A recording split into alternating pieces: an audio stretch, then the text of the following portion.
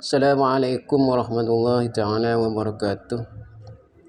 Bismillahirrahmanirrahim. Alhamdulillahirabbil alamin. Salatu wassalamu ala asyrafil anbiya'i wal mursalin sayyidina wa habibina wa syafi'ina wa maulana Muhammad wa ala alihi wa sahbihi ajma'in, amma ba'du. Ashabul fadilah, ashabus sa'adah, para ulama, para masyayikh, para sayyid, para syarif, para alimun alamah, para kiai, para guru, para dosen, para PNS, sahabat-sahabat Haramain tanah, sahabat-sahabat Haramain, khusus sahabat-sahabat subscriber grup Haramain Tanah Luhur di channel YouTube Haramain Tanah Luhur, dan grup majelis Haramain, dan juga para aparat keamanan, aparat pemerintah, juga seluruh sahabat-sahabat mustami'at, muslimin muslimat, mukmin mukminat dimanapun berada. Walaupun tidak kami sebutkan satu persatu, namun kami tidak menguras hormat kami, semuanya kami hormati dan kami takwimi. Kami ucapkan terima kasih kepada sahabat subscriber ya yang telah mendukung channel YouTube Haramain Tanah Luhur dimanapun berada, karena akhir-akhir ini kami kurang sehat ya sahabat, sehingga jarang untuk membuat video panjang ya, untuk mengisi sedikit pengajian, tausiah atau ujangan ya. Namun sekarang ini ada ada permintaan dari sahabat Haramain, mohon disampaikan tentang penentuan waktu. Ini penentuan waktu ya, antara duhur ke asar ya dan maghrib itu ya. Menurut syariat ya, menurut Imam Syafi'i, menurut para ulama-ulama terdahulu ya, atau dalam fikih karangan Asy-Syafi'iyah, atau lampah-lampah yang telah dilakukan oleh para ulama-ulama terdahulu, dan ini sudah diajarkan di sekolah dasar, madrasah ibtidaiyah, madrasah sanawiyah juga, ini telah diajarkan ini tentang penentuan waktu itu. Jadi ini ada permintaan, baik akan saya sampaikan ya, akan saya jawab permintaan dari sahabat Haramain tentang penentuan waktu duhur. Memang apa yang permintaan sahabat itu memang sesuai ya, kayaknya dengan zaman sekarang ini. Saya juga juga mendengar, melihat bahwa akhir-akhir ini itu kalau adzan asar itu kayaknya masih jam 2 sudah adzan asar. Itu pedomannya dari mana itu ya? Jadi ini tolong kepada para kiai yang punya masjid, musola. Kalau yang punya pesantren ini nggak mungkin, kalau para ulama, para kiai yang punya pesantren ini hati-hati ya, waspada beliau itu. Ini biasanya para kiai kampung ya, para kiai kampung, para yang punya masjid, punya musola, ini kadang-kadang adzan masih belum saatnya, masih jam 2 sudah adzan asar. Ini kan masyarakat tidak tahu sebenarnya tentang penentuan waktu dari duhur ke asar ini. Ketika ada adzan duhur, walaupun belum saatnya duhur, belum berdiri, ini masyarakat sudah pasti sholat duhur. Atau ketika ada adzan asar, walaupun belum masuk waktu asar, ini masyarakat pasti sholat asar. Lah ini yang adzan di musola, di masjid-masjid, di surau-surau. Kalau pesantren nggak mungkin ya. Dulu saya di pondok pesantren itu, karena kiai itu masih family ya. Jadi beliau itu lebih berhati-hati, bahkan adzannya itu tidak pakai speaker seperti sekarang, tidak pakai pengeras suara. Itu. Kalau sekarang ini kan musola, masjid itu sudah kayaknya speakernya itu banyak banget itu. Apalagi kadang-kadang kiainya itu kurang begitu memahami fikih. Ini sangat berbahaya. Bukan, maaf ya, maaf sebelumnya kepada para kiai, pada pada kiai, pada mak kai ya, atau para ustadz ya. Minta maaf sebelumnya. Tolong ini di garis bawah ya apa yang kami sampaikan.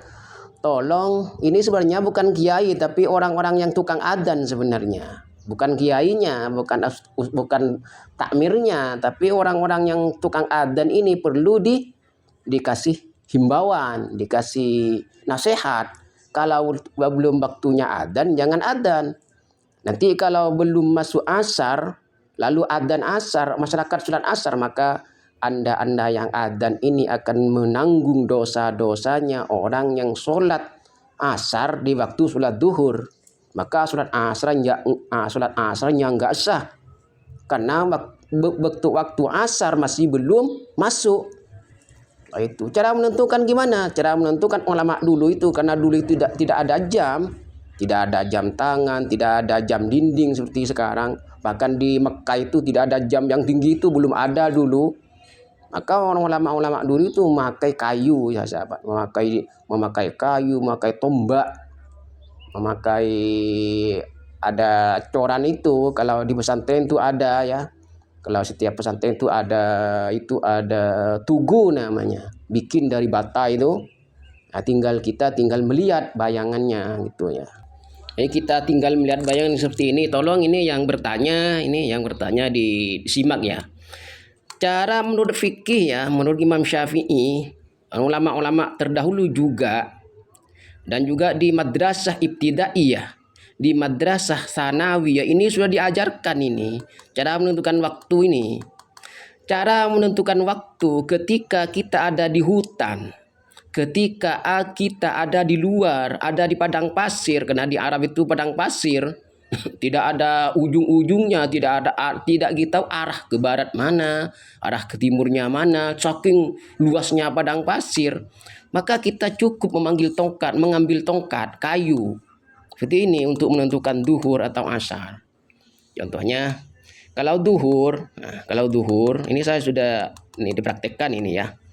Kalau untuk menentukan duhur ini, ambil kayu, kalau bayangannya pas, tidak ada lebihnya pas, ini seperti ini, maka waktu duhur telah masuk ya.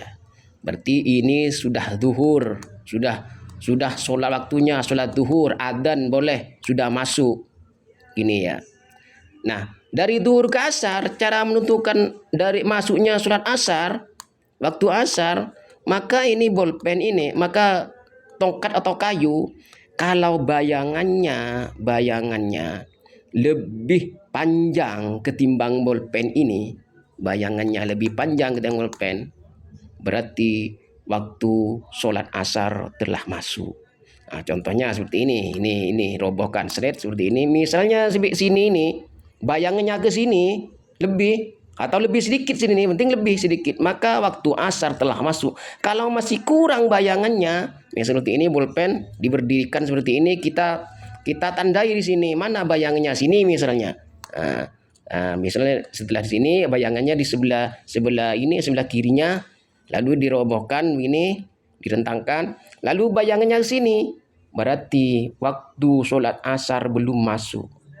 Jadi kalau kita adzan asar, lalu masyarakat sholat bondong-bondong sholat asar, padahal waktu asar belum masuk, maka yang adzan ini siap-siap menanggung dosanya orang-orang yang sholat asar. Karena sholat asar di waktu duhur dan juga belum masuk waktunya, maka sholat asarnya tidak sah. Itu ya. Dan juga ini yang punya masjid, takmirnya harus bertanggung jawab juga ini. Kenapa dibiarkan begitu?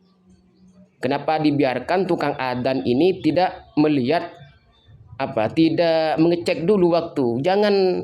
Jangan berpedoman ke jam ya sahabat. Jam itu tidak bisa menjadikan pedoman, tidak bisa dijadikan referensi, pedoman, figur. Jam ini, karena jam ini bisa berubah-ubah, kadang-kadang ya cepat, ada yang cepat, ada yang tidak setel, ada yang tidak stabil.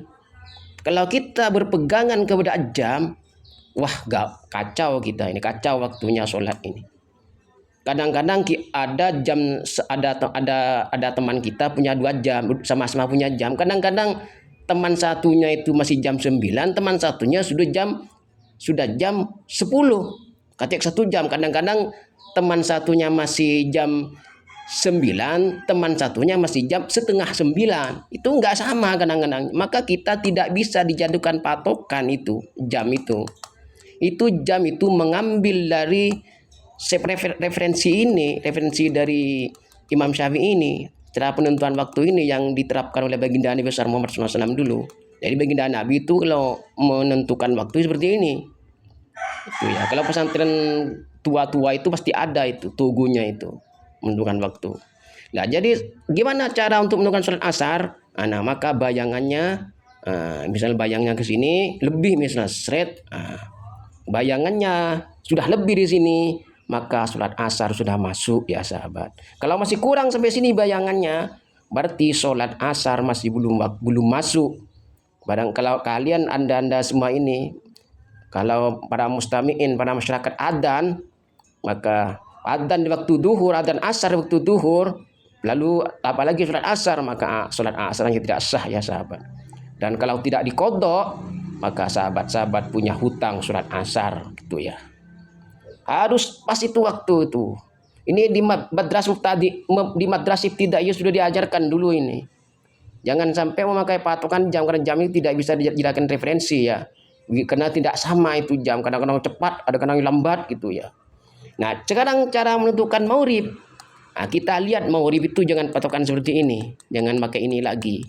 Maurib itu caranya, kalau matahari sudah terbenam di ujung barat, sudah hilang matahari di ujung barat itu, maka waktu sholat maurib sudah masuk gitu ya sahabat. Kalau matahari sudah tidak ada, sudah tenggelam, itu sudah terbenam matahari, maka sholat maurib telah masuk, begitu ya caranya ya. Ini sudah saya jelaskan kepada sahabat Haromain yang bertanya kemarin tentang penentuan waktu duhur dan asar. Dan ini tolong ini benar-benar diperhatikan kepada para kiai, para ustadz yang punya langgar ya, punya masjid, punya musola yang ada speakernya ya. Dan ini tolong benar-benar diperhatikan ini waktu ini. Jangan pakai jam. Kadang-kadang saya memang pernah suatu hari itu memang pernah melihat dari mata saya sendiri ya. Itu adzan asar masih jam 2 itu sudah adzan asar itu.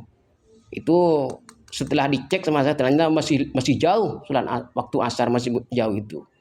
Nah, ini kalian yang adzan asar nih akan bertanggung jawab ya. Ini saja yang dapat saya sampaikan. Kurang lebihnya minta maaf. Kalau ada kesalahan kurang, tolong diperbaiki. Karena ini menyangkut fikih, menyangkut ubudiyah, menyangkut syariat, dan bertanggungjawaban kan Allah Subhanahu wa taala, dan menyangkut salat kita, ibadah kita Allah Subhanahu wa taala. Tolong ini sangat harus berhati-hati ya. Tolong untuk ibadah ini harus berhati-hati. Ini urusan umat Islam ya, umat Islam. Hadallahu wa yakum la mustaqim wa afimukum. Assalamualaikum warahmatullahi wabarakatuh. Salam haramain luhur.